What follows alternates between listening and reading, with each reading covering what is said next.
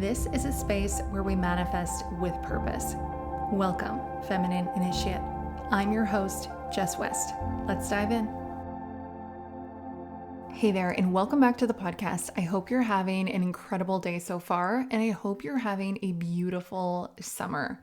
I feel like it's been going quite quickly, and we really haven't had that much nice weather, at least in Northern Ontario. It's been really rainy. The other day, I went back in the trails, and I haven't been in the trails for a little bit. Like I said, it's been raining, and there's also been a lot of bear sightings. So I've been kind of, keeping my distance a little bit. But I went out in the bush just the other day and was blown away by the beauty. All of the wild flowers are blooming. It is so gorgeous. There's also some raspberry bushes that are ready. Mind you, they're small, but they're ready. And it got me thinking of the season to bloom. Have you ever had in your life a season of blooming, or have you ever been told that you have just bloomed right where you are? I started thinking back to my life, and I've been told that I was blooming quite a few times in my life, specifically whenever I had presentations to do at school. The first time that I was told that by a teacher was in grade 7, when I was always a really shy student, but put me up in front of the classroom, get me to do a presentation, and this is when I would really bloom. Not my words, the teacher's words, because that's what they would tell me. They say, oh my gosh, it was so beautiful to see you just blossom and bloom throughout the semester. And this went on through college when I had presentations, and my professors would say, wow, you are a really great speaker. And so this was just always something for me, just speaking. I mean, I absolutely love it. And this is where I feel like I can really shine through.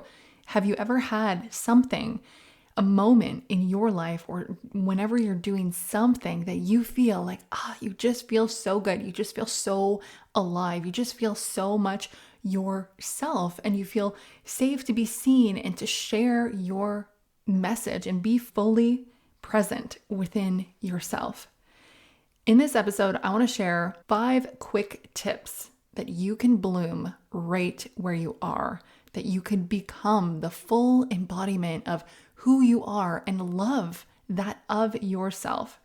These are going to be a lot of reminders, because I know you already know all of this, but we can all use some reminders at one point or another. So first of all, begin with presence. Recognize that you don't need to be anywhere else to start blossoming. Ground yourself in the here and now. Be present. You can do this in so many ways. Breathing practices is a great one. You can also do any kind of mindfulness. Ground yourself right now and recognize that you literally have everything in the present moment, because that's all that there is. The past no longer exists, and the future isn't yet created. All we have is this present moment right now. When we allow our minds to just go into the past, we're literally thinking about something that doesn't even exist anymore. If it makes us feel good, then sure, allow those good feelings to root us into this present moment and feel good right now. But most often, our mind will go to the memories that don't make us feel that good, and then we're bringing that into the now moment. The past is gone. And the future doesn't exist. But so long as we continue recounting what has happened in the past and start bringing up those negative feelings, that is literally what we are going to be recreating in our future. And so let go and bring yourself back into this present moment where everything exists, where you can pick and choose literally how you want to feel and how you want the next moment to unfold. Tip number 2, let go of comparison.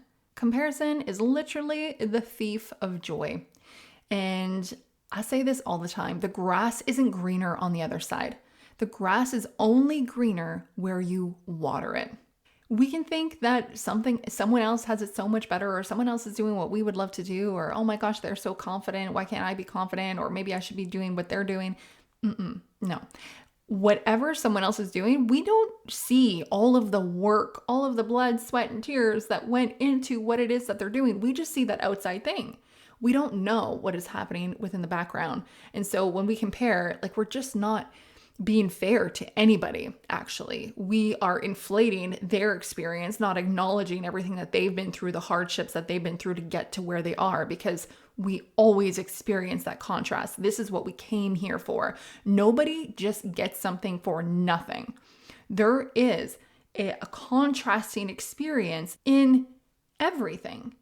And so when we just look at someone else and say, oh my gosh, like how lucky, like I want to have that. I want to be where they're at, or they have this because of they had it so easy, and all of these things.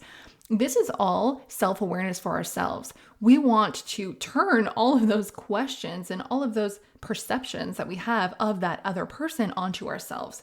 Why is it that I believe that someone else had it easier? Or why do I feel like I need it easier to be able to achieve that? Why do I feel like I need to make excuses for where I am? That's basically, ultimately, what we're doing. We are judging what someone else has to make excuses for our lack of results that we experience right now. Like, let's be honest. And so if we just turn that towards ourselves, because any judgment onto another is always a reflection of what we're carrying within ourselves. And so when we turn that within ourselves and ask ourselves, why do I feel this way? We can really begin to uncover a lot of ourselves, realize the limiting beliefs, the blocks, the fears, the limiting inner narrative that we can then replace. It's showing us the inner work that we can do, that we can transcend, so that we can let go of all of that need to compare. We can welcome in love and acceptance of ourselves right where we are. It's also a great opportunity to shift our perspective. I talk about our reticular activating system a lot, and this is a network in our brain that is responsible for seeking out into our environment what is congruent with our dominant thinking pattern. Essentially, whatever it is that you're thinking more of, your brain will look for that. And so we can also decide to perceive other people's success as an awareness for us that we are next in line. We could tell ourselves that the only reason why I am aware of this person's success right now is because it is possible for me to. That's it. Because if it wasn't possible, if it wasn't something that was on my radar, I wouldn't be seeing it. It wouldn't be present in my experience. We're literally creating our experience based on what we're thinking. And so we can use whatever it is that we're seeing, the success of others, as proof to ourselves that I am next in line. Of course I am. Otherwise, I wouldn't be seeing it. Tip number 3 is to be open to receive. So many of us are closed off to actually receiving our desires. And this isn't consciously. On a conscious level, we can be affirming what it is that we desire and affirming to the universe, I'm ready, I'm here, bring me what it is that I desire. But on a subconscious level, we could be repelling it based on our beliefs, based on our past programming, which was largely created from the ages of 0 to 7. However, studies show that our basic programming, what is held in the subconscious mind, could actually go back to 14 generations prior. And so whatever had happened in our ancestry, we could be still carrying that on a subconscious level, carrying some of those traumas, some of those limiting beliefs on a subconscious level. And so if it isn't congruent, whatever it is that we desire, if it isn't congruent with what we believe we could experience in this life, we will actually not be able to receive it. We won't be able to hold it. Our nervous system just will not have the capacity to hold that. So we want to signal safety to our nervous system, and we want to start focusing on reprogramming our subconscious mind so that we can increase our capacity to hold our desires. You can reprogram your subconscious mind in 2 main ways: through repetition and through emotional impact. I talked about that in last week's episode, and I linked that episode in the show notes below so that you can tune into that episode and check it out if you really want to begin reprogramming your subconscious mind.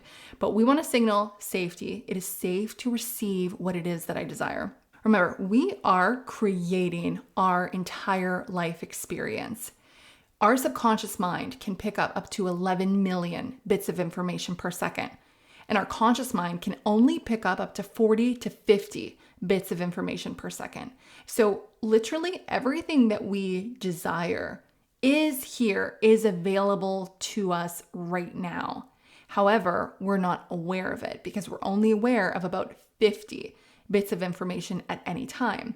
And that 50 bits of information is determined by what our dominant thinking patterns are, what our beliefs are.